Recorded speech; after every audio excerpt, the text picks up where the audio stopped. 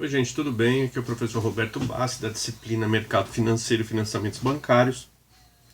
Hoje, na nossa aula 11, a gente vai tratar de alguns investimentos de renda variável, né? Na aula passada a gente tratou de rendimentos de renda fixa, hoje são investimentos de renda variável.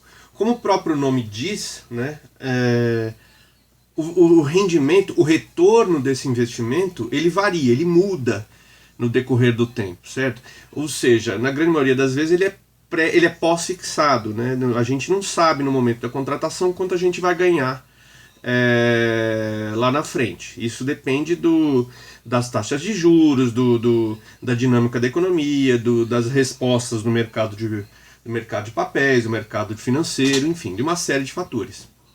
Tá certo? Alguns dos principais, a gente vai dar foco hoje nesses tipos de investimentos de renda variável, certo? Vou descrever um pouquinho como eles funcionam. Os principais são ações, cotas de capital ou clubes de investimento, como vocês preferirem chamar. Eu gosto muito do termo clube de investimentos. Fundo de investimentos, câmbio, commodities, derivativos e imóveis, enfim. Imóveis, existe aqueles investidores que costumam comprar, né, investir em imóveis, né, porque existe a valorização imobiliária, né, dependendo da região, dependendo dos projetos que a prefeitura tem, por exemplo, criação de linhas de metrô, expansão, criação de shoppings, de revitalização da região, do bairro, enfim, isso tudo pode repercutir na valorização ou desvalorização de um imóvel. Então, a própria dinâmica da economia, então investimentos da indústria na cidade.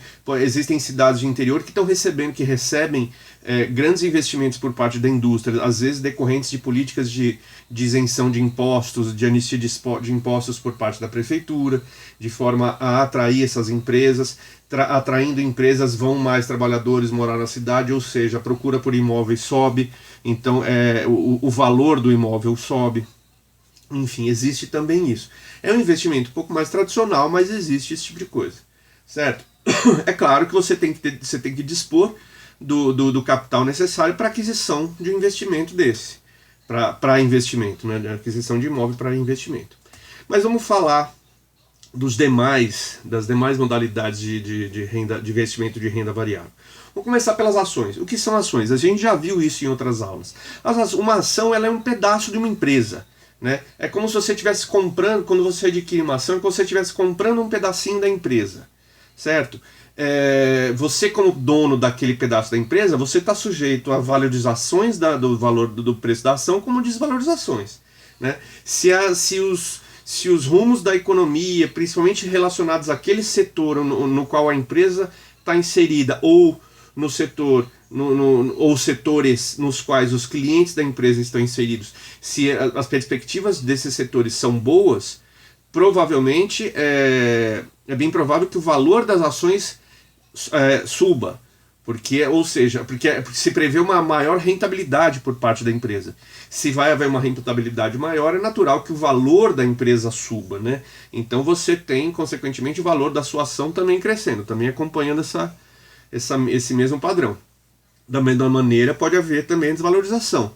Caso, no momento de crise, por exemplo, como essa que a gente está vivendo hoje, da pandemia do coronavírus, existem muitas empresas cuja atividade produtiva está a zero. Você pega as empresas de aviação, né, o fluxo de passageiros diminuiu mais de 90%. Ou seja, as ações dessas empresas caiu no chão, né? Enfim. Esse mercado está sujeito a muitas intempéries, a muitas variáveis. Tipos de ações. Nós temos basicamente dois tipos, as preferenciais e as ordinárias. As preferenciais, elas dão preferência ao pagamento de dividendos ou lucros aos seus donos, aos seus acionistas que comprarem essas ações, né? Principalmente se houver a falência da empresa, o dono da ação preferencial ele tem a preferência de receber o dinheiro que ele investiu. Só que esse tipo de ação não te dá direito a votos. A ação que tem direito a voto é a ação ordinária, né? Na ação ordinária você não tem a preferência. Em compensação, ela te dá direito a voto, ou seja, você faz parte do corpo do comitê que toma as decisões para a empresa. Você pode, claro, de acordo com a sua participação nas ações ordinárias, quantos por cento eu tenho de ações ordinárias do total delas? Ah, eu tenho 10%, então seu voto vale 10%, seu voto tem um peso proporcional. Mas de qualquer forma você pode participar, certo? Das decisões da empresa. Clubes de investimento. Isso aí é uma forma de juntar, de reunir uma série de investidores que antes não poderiam fazer alguns investimentos no mercado financeiro, mas que juntos elas podem.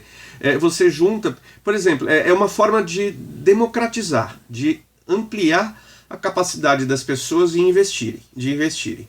Então você pega 10, 20 pessoas, ali no mínimo 3, né? Você pega 10, 20 pessoas que estejam dispostas a investir, mas elas têm poucos recursos, juntas elas conseguem então um montante considerável. Então pega-se esse montante e aplica lá em alguns títulos, né, mobiliários. É uma forma então de coletivamente você viabilizar os investimentos. Tem gente que não tem mais do que R$100 para investir, R$200. Isso aí infelizmente existe corretoras que nem aceita, porque eles vão te cobrar uma taxa de administração até maior do que o valor que você vai aplicar, ou eles vão te cobrar por operação. Enfim, existe uma série de taxazinhas ali que a gente às vezes tem que pagar, e a gente tem que ficar muito atento a isso, que às vezes inviabiliza. Então talvez a saída seja entrar num fundo de investimento, num clube de investimento. Às vezes você pode entrar em algum que já exista, caso ainda haja a possibilidade de entrar, porque cada clube de investimento estabelece as suas regras. Ele pode ser aberto ou fechado, ele pode estabelecer critérios para aceitação de novos participantes, enfim. Tem uma série de regras que cada clube de investimento estabelece, certo? Mas é uma forma mais democrática de participação da população nos investimentos, mercado financeiro. Fundos de investimentos agora, né? Também reúne diversas pessoas. Nos fundos de investimentos, os investidores eles recebem o nome de cotistas. Você está comprando uma cota, um pedaço daquele fundo. Geralmente os fundos de investimentos eles têm aplicações diversificadas, um pouco em ações, um pouco em derivativos, um pouco em títulos públicos, um pouco em títulos privados, e aí vai, né? Existem fundos mais agressivos, alguns fundos mais conservadores. Claro que os fundos mais agressivos eles oferecem riscos maiores, mas em compensação a rentabilidade também é maior. Já os fundos conservadores a rentabilidade é menor, mas o risco também é menor, o risco de quebra, enfim, de prejuízo é menor, né? Trabalham com uma série de tipos de investimentos. E é possível a gente participar de fundos de investimentos não só no mercado nacional, mas também a gente pode investir lá fora, certo? Câmbio, né? É uma outra forma de investir. Câmbio, a gente já teve isso em aulas passadas, um pouco mais com mais profundidade, hoje a gente só vai relembrar um pouquinho. Câmbio é o quê? É nada mais que o mercado em que se compra ou vende moeda, né? Eu, brasileiro, tenho a nossa moeda, a moeda que é movimentada na economia brasileira é o real, e a gente tem interesse de adquirir uma outra moeda. Então a gente vai no mercado de câmbio, né, numa corretora de câmbio, ou no nosso banco, se for um banco múltiplo que também trabalha com câmbio, e a gente vai lá e compra. Olha, eu quero comprar X dólares, tantos euros, ienes, yuans, e aí vai. Libras esterlinas. Entendeu? Então, existe o mercado de câmbio para isso. Você que sabe dos seus objetivos, qual moeda você acredita que vai valorizar mais ou menos, enfim. Basicamente, as operações de câmbio elas são destinadas a duas finalidades. Uma, composição de fundo de reserva, né, de reserva cambial. Que é isso? Olha, eu vou comprar moedas porque eu acho que o dólar está baixo. Então, claro, o ideal é que se o dólar está baixo, eu compre dólares agora, me aproveite da baixa e venda na alta, certo? Então eu quero compor um fundo de reservas cambiais. Eu vou lá e vou aproveitar a onda de baixa e vou comprar dólares. Não estou dizendo agora, hein, gente, porque pelo contrário, agora o dólar está muito alto. Mas vamos supor que estivesse baixa a cotação do dólar. Então a gente vai lá e compra dólares. Compra aqui, vou comprando aos pouquinhos, não sei o que, daqui a pouco eu tenho uma boa quantidade de dólares. Para que isso? Para que eu compus essa reserva? Porque eventualmente eu posso querer investir, eu posso querer ampliar a minha empresa. Vamos partir do princípio que eu seja um empresário, dono de uma indústria, mas eu quero renovar a parte fabril, né, as máquinas da minha fábrica. Então eu vou compondo, eu vou montando uma reserva de dólares, porque as máquinas que eu vou comprar, afinal de contas, são importadas, e eu vou pagar essas máquinas com os dólares que eu guardei, porque eu não estou a fim de me endividar. Eu até poderia me endividar, mas se eu fizer uma compra financiada, esse financiamento muito provavelmente ele está atrelado a uma taxa flutuante. Eu não sei o dia de amanhã como é que vai ser. E se eu não estiver disposto a me expor a essas variações, porque eu acredito que o dólar vai subir, então eu faço isso. Eu aproveitei que eu comprei na baixa e compro e agora que eu tenho dólares na mão, eu compro essas máquinas, né? Essas máquinas que eu preciso, e pronto, eu não me endividei. Então a finalidade de compor reservas cambiais, que serve para, por exemplo, financiar investimentos, é uma das finalidades das operações de câmbio. A outra finalidade, basicamente, é a especulação, né? Ou seja, eu compro na baixa, vendo na alta, compro na baixa, de novo vendo na alta, e esse spreadzinho, essa diferença, comprei a 3, vendi a 4, pô, meu lucro foi de 1. Né? Aí de novo, amanhã eu compro, caiu para 3 de novo, eu compro outra vez, aí depois da manhã subiu para 4, eu vendo de novo, ganhei mais 1. Certo? Então essa é a segunda finalidade básica do mercado de câmbio. Né? Quais são os sistemas cambiais vigentes, existentes? Né? São basicamente 3. O câmbio fixo é aquele câmbio em que o governo, né, as entidades governamentais responsáveis pela política cambial, elas estabelecem um limite. O câmbio vai valer, vamos pensar em dólar, que é a moeda mais aceita no mercado, no comércio internacional, o dólar vale R$4, ponto. Né? Então, se eu quiser comprar $1, eu vou ter que desembolsar R$4 e pronto, acabou. Essa cotação vale hoje, vale amanhã, vale depois da manhã, é um câmbio fixo. Não varia. Né? O governo determinou. Por quais razões? Não sei. Existem várias razões. Porque o governo não quer se expor a flutuações, porque o governo quer que essa taxa, acredita que essa taxa é o suficiente para incentivar exportações num nível que não falte produtos aqui dentro, da mesma maneira que também é o suficiente para permitir importações, mas num nível, numa quantidade que não envie grande quantidade de recursos lá para fora, ou que não venha a competir drasticamente com a indústria nacional. Enfim, esses R$4, na visão do governo, é uma cotação adequada. Pronto, então ele estabeleceu o câmbio fixo de R$4. O outro sistema cambial, né, é o câmbio flutuante. É justamente o inverso do câmbio fixo. No câmbio flutuante, ele varia, o câmbio flutua livremente, e o que determina, o fator que basicamente determina se o câmbio vai subir, vai diminuir, se a taxa de câmbio sobe ou desce, é a relação oferta-demanda pela moeda. Né? Se aqui no Brasil as pessoas começarem a procurar muito dólar, né, para segurar os seus investimentos, poxa, eu tenho uma grana aqui, mas eu não sei, as ações no Brasil, o mercado acionário está muito fraco, por causa da pandemia, as empresas estão acusando uma perspectiva de rentabilidade menor, ou seja, o valor das ações vai cair, então eu quero salvar meus investimentos. O que eu faço? Eu procuro dólar. Então, a partir do momento que as pessoas passam a aumentar a demanda por dólar, é claro, o dólar como encarem no mercado de câmbio que a moeda. Entendam que no mercado de câmbio a moeda é uma mercadoria.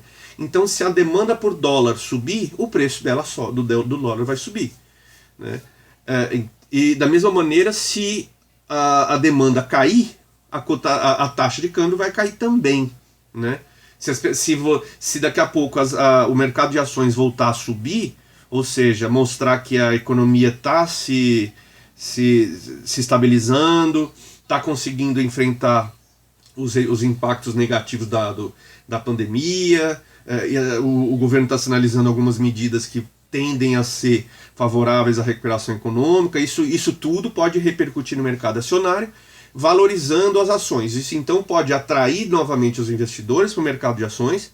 E o que eles vão fazer? De onde eles vão tirar dinheiro? Eles vão vender os dólares que eles têm, boa parte deles vão vender os dólares que eles têm e pegar esse dinheiro e comprar ações. Porque agora as ações estão dando mais resultado e a tendência é que o dólar caia. Então eles vão vender nessa alta. Chegaram na alta, vende e pega o dinheiro e compra ações, porque tendem a subir as ações.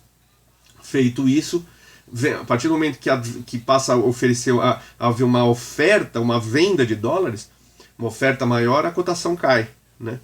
Então esse é o câmbio flutuante. E existe o câmbio misto, que é a mistura dos dois. Como é que acontece? O governo estabelece uma banda mínima, vamos dizer R$3 o dólar, e uma banda máxima, R$5. Entre 3 e 5 pode flutuar à vontade, certo? É o câmbio misto, né, que reúne tanto o fixo, onde se fixa a cotação mínima e a máxima, e usa também o parâmetro da variação, né, que acontece entre esses dois limites, certo? Investimentos em commodities. O que é commodity? Commodity, gente, geralmente quando a gente fala de commodity, a gente está falando de um bem bruto, de um produto bruto, pouco industrializado, ou às vezes nem é industrializado, né, que serve geralmente como matéria-prima ou produto agrícola, e é comercializado no mundo inteiro. Todo mundo compra isso aí, né? Pelo menos não é todo mundo que vende, mas é todo mundo que compra. Por exemplo, commodity, petróleo é um. Né? Petróleo, além de combustível, é base para a indústria plástica, para a fabricação de uma infinidade de produtos. Então, como matéria-prima e como fonte de combustível. Café, feijão, soja, alumínio, ferro, aço, e por aí vai. Quer dizer, tá vendo? São produtos assim que amplamente utilizados na indústria, mas que vão servir como matéria-prima ou fonte de alimento. São produtos mais básicos. Não houve grande processamento industrial em cima desse produto. Não houve um processo de transformação muito significativo nisso aí, né? Quando muito se extrai o minério, dá uma refinada nele, não sei o que, e vende um negócio um pouco melhor ali, certo? Mas nada demais, nada que você fale, nossa, que produto de alta tecnologia. Não é o caso. Commodity, então, são esses produtos brutos, né? Outro investimento, são amplamente comercializados em bolsa ou no mercado internacional. O Brasil, inclusive, se a gente for pensar na matriz econômica brasileira, o Brasil é um país agroexportador, né? Vamos ampliar um pouco esse conceito. O Brasil é um país primário exportador. O que é? A nossa economia tem uma matriz primária exportadora. O que é isso? A nossa economia, ela produz basicamente produtos primários. Lembrem, vocês lembram das aulas de geografia lá do primário? Setor primário, agricultura, pecuária e extrativismo. Setor secundário, indústria. Setor terciário, serviços, né? Comércio, serviços, setor terciário. A nossa economia gira principalmente na produção primária. A gente trabalha com produção de bens primários, bens agrícolas e agricultura, pecuária e derivados do extrativismo, principalmente extrativismo mineral, certo? Então, o que a gente exporta basicamente? Produtos agrícolas, café, soja, milho, boi, frango, porco, não sei o que, minério de ferro, aço, manganês, alumínio, isso a gente vende, isso aí tudo. Silício, né? Só que então a gente exporta esses produtos. Lembram, o grau de industrialização desses produtos é baixo. E o que a gente compra de volta? A gente exporta o alumínio e compra o aço, certo? A gente até tem algumas metalúrgicas aqui no Brasil. Só que a quantidade de aço produzido aqui não atende à demanda nacional. Então a gente precisa importar aço em grande quantidade. Então, Essa é a matriz econômica brasileira. A gente exporta matéria-prima e importa o material acabado, né? Que tem uma quantidade de trabalho muito maior, ou seja, tem valor agregado muito maior. Certo? A gente vende produtos baratos e compra produtos caros, que a gente poderia muito bem fabricar aqui, né? Se houvesse investimentos apropriados para isso. Mas voltando ao assunto aqui, commodity é isso, né? Esse é o mercado de commodities. E é muito comum fazer aplicações no mercado futuro, né? Na Bolsa de Mercadorias e Futuros, né? Então você pega lá, poxa, eu quero apostar, hoje a soja está R$10 a saca, eu aposto que daqui um mês vai estar 15, então eu vou comprar, né? Eu vou comprar 10 e vou vender, enfim, estou apostando nisso aí, eu vou ganhar esse spread, enfim, né?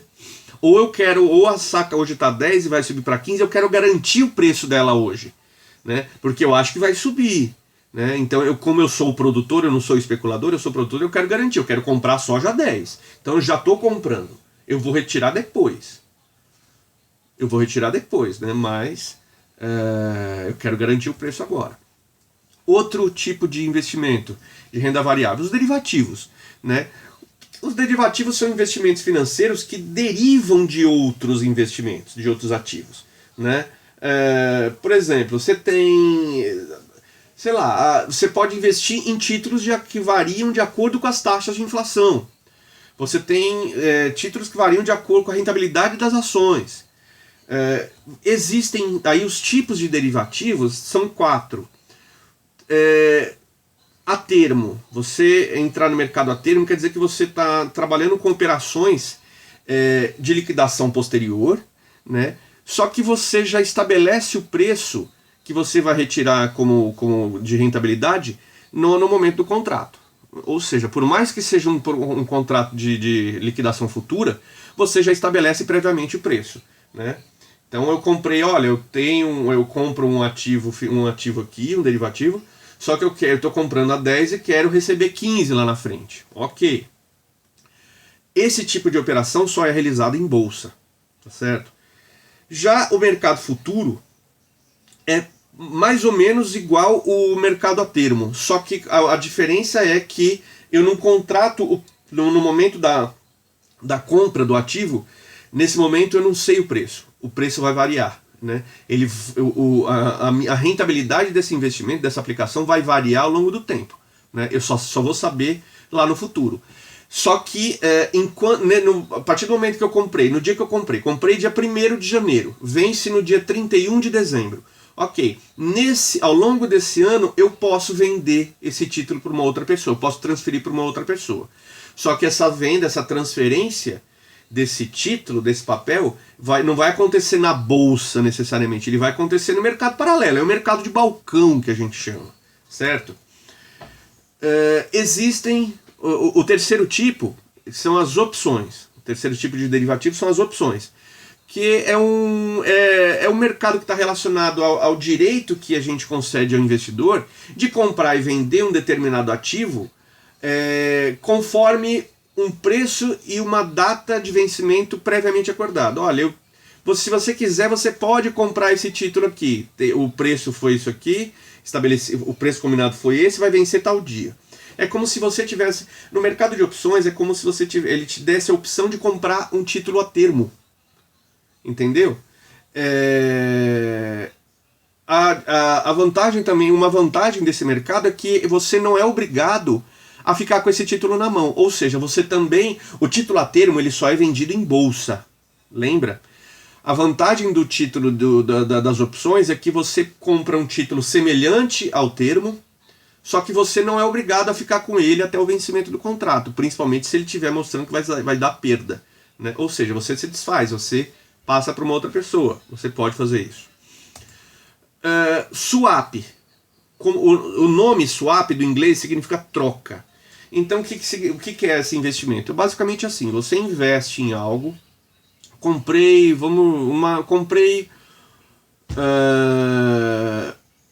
um CDB, né? Mas o CDB, no momento da contratação, estava dizendo ali que ele está atrelado à Selic, certo? Vamos imaginar que a Selic está alta, que a inflação está alta, e o governo, para tentar frear a inflação, ele subiu a taxa Selic. Então tá, no momento da compra, esse meu CDB estava atrelado, a rentabilidade dele estava atrelada à taxa Selic. Só que num dado momento, ao longo do período de vigência do contrato, mudou, as condições da economia mudaram, e a Selic não tá mais, não é mais a taxa mais rentável do mercado, agora virou o IPCA. Então eu tenho a possibilidade de trocar, de fazer o swap. Olha, esse meu título antes era remunerado pela Selic, agora eu quero fazer um swap para o IPCA. É uma troca para o IPCA.